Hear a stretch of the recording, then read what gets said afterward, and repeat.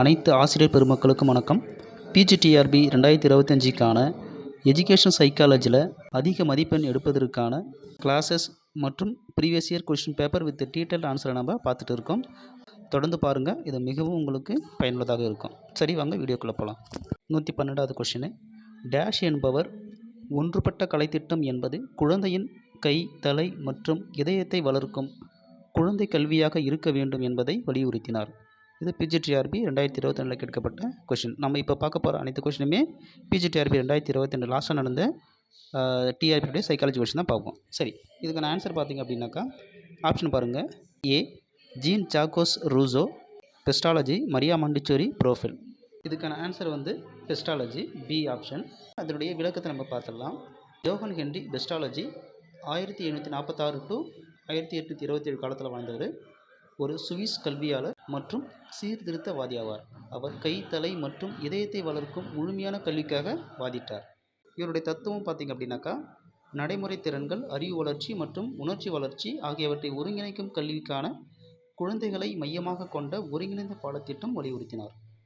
கை, உடலை ஈடுபடுத்தும் உடல் மற்றும் நடைமுறை நடவடிக்கைகள். அடுத்தது தலை, கட்டமைக்கப்பட்ட கற்றல் மூலம் அறிவுசார் மற்றும் அறிவாற்றல் வளர்ச்சி. அடுத்தது இதயம், இரக்கம் மற்றும் பச்சாதாபத்தை வளர்ப்பதற்கான உணர்ச்சி மற்றும் தார்மீக வளர்ச்சி. இதெல்லாம் அவருடைய தத்துவங்கள். அடுத்தது கல்வியானது குழந்தையின் இயல்பான வளர்ச்சியுடன் இயைந்து இந்த மூன்று களங்களுக்கிடையில் சமநிலையை உருவாக்க வேண்டும் என்று அவர் நம்பினார். கல்வி என்பது வெறும் அறிவை அளிப்பது மட்டுமின்றி பண்பை உருவாக்குவதும் குழந்தையை ஒட்டுமொத்தமாக வளர்ப்பதும் ஆகும் என்று வலியுறுத்தினார். அடுத்த கொஸ்டின் 113. பேராவல், தைரியம், நேர்மை மற்றும் தன்னம்பிக்கை போன்றவை எந்த வகையான கல்வியல் விழுமியங்கள்? ஆப்ஷன்ஸ் பாருங்கள். சமுதாய விழுமியங்கள், தனிமனித விழுமியங்கள், மத விழுமியங்கள், பொருளாதார விழுமியங்கள். இதில் விழுமியங்கள் அப்படின்னாக்கா வேல்யூஸ். சரி, இப்போ இதுக்கான ஆன்சர் பார்த்தீங்க அப்படின்னாக்கா பி ஆப்ஷன், தனிமனித விழுமியங்கள். இதனுடைய விளக்கத்தை பார்க்கலாம். பேராவல், தைரியம், நேர்மை மற்றும் தன்னம்பிக்கை ஆகியவை பண்பு கல்வி அல்லது தார்மீக வளர்ச்சியின் களத்தின் கீழ் வரும் கல்வியல் மதிப்புகள். இந்த மதிப்புகள் கற்பவர்களின் தனி மனித வளர்ச்சிக்கு வழிகாட்டுகின்றன. அடுத்தது பேராவல் அப்படின்னாக்கா இலக்க நிர்ணயித்தல், சுய உந்துதல் மற்றும் தனிப்பட்ட மற்றும் தொழில்முறை வெற்றிக்காக பாடுபடுவதை ஊக்குவிக்கிறது. அடுத்தது தன்னம்பிக்கை பார்த்தீங்கன்னாக்கா ஒருவரின் திறன்களின் நம்பிக்கையை ஊக்குவிக்கிறது, பின்னடைவு மற்றும் சுதந்திரத்தை வளர்க்கிறது.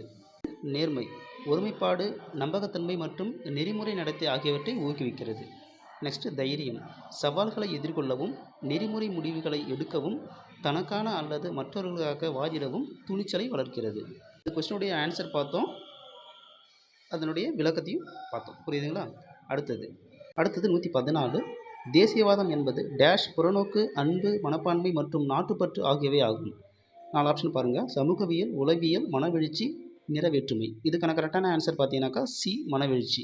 இப்போ இந்த கொஸ்டினுக்கான விளக்கத்தை பார்த்துடலாம்.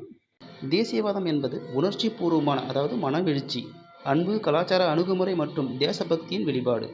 இது ஒருவரின் தேசத்தின் மீதான ஆழ்ந்த உணர்ச்சி தொடர்பையும் பக்தியையும் பிரதிபலிக்கிறது. இங்கே ஆழ்ந்த உணர்ச்சி, அதாவது மனவெழுச்சி.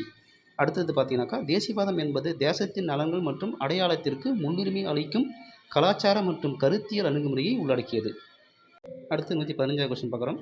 டாக்டர் சம்பூர் ஆனந்த் என்பவரின் தலைமையில் மனவெழுச்சி ஒருமைப்பாட்டிற்கான மத்திய அமைச்சரவை குழு டேஷ் ஆண்டு ஒருங்கிணைக்கப்பட்டது. இதுக்கான ஆப்ஷன் பாருங்கள். 1954, 1961, 1964, 1966.